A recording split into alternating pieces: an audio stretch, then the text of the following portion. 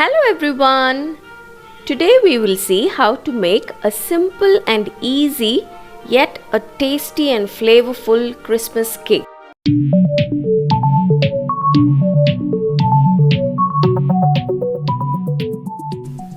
To make this Christmas cake, I have taken some dried fruits. I have taken half a cup of cranberries, half a cup of black grapes, half a cup of dates, and a quarter cup each of cherries and tutti frutti. I have used half a cup of black seedless grapes here. Transfer all these dry fruits into a saucepan. You need not use only these dry fruits. You can use any dry fruits that you have at home. We need a total of 2 cups of dry fruits. You can use anything apart from this like apricots or prunes also. Usually when we bake a Christmas cake, we soak these dry fruits for many days or weeks. But for this cake, you don't have to soak these fruits at all. But still the cake turns out to be so flavorful, just as the usual Christmas cakes that we make. If you've forgotten to soak your fruits, or if you don't have time to soak your fruits and bake a cake, then this is the perfect last minute Christmas cake that you can bake. So along with the dry fruits, add some brown sugar. This is about 1 cup of brown sugar. This brown sugar adds to the color of this cake. If you don't have brown sugar, you can use white sugar itself.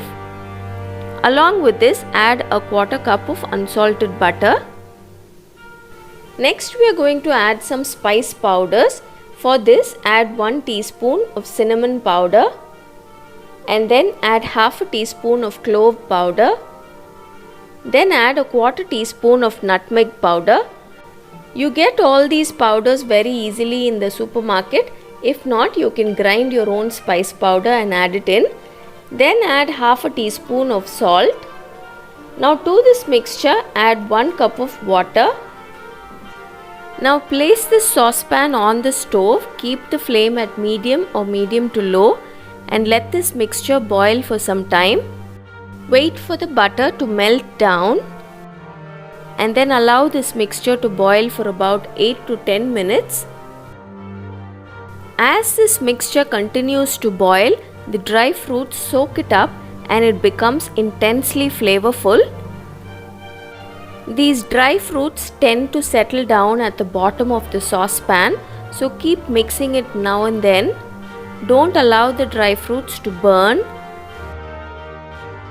As it continues to boil, the aroma from this mixture intensifies and it tastes so good.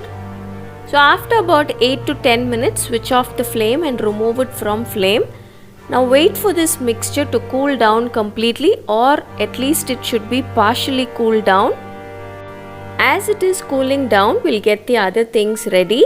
Take a 9 by 5 inches cake tin and place a parchment paper or a butter paper at the bottom of the cake tin and grease it with oil or butter so that the cake comes out easily without sticking to the tin.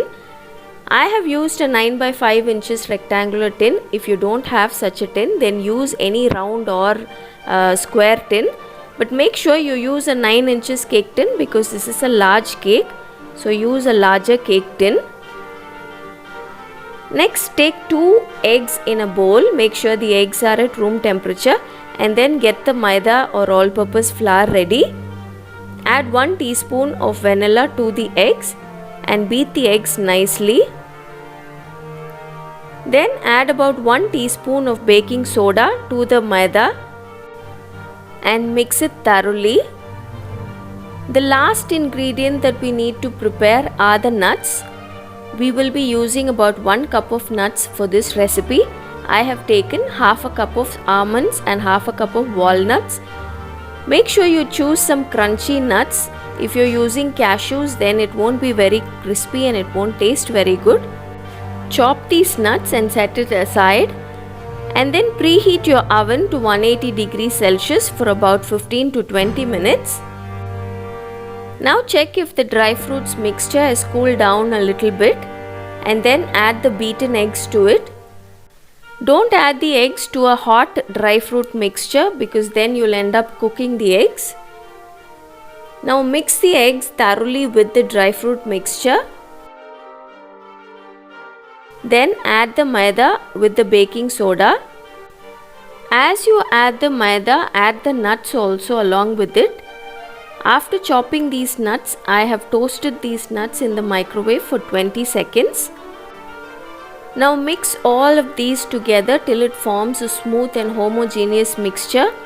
After adding the flour, don't over mix the batter, just mix it till it all comes together. Then take the prepared cake tin and transfer this batter into the cake tin.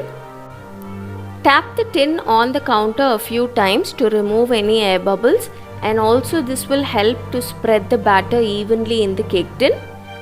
Now this batter is ready to be baked in the preheated oven. We preheated our oven at 180 degrees Celsius, reduce it to 160 degrees Celsius and bake this cake for about 60 to 70 minutes.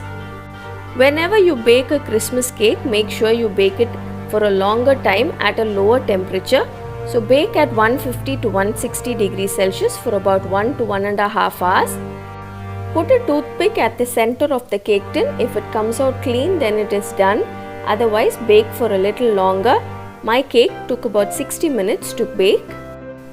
Wait for the cake to cool down completely and then run a butter knife along the sides of the cake tin so that you can remove the cake easily from the tin.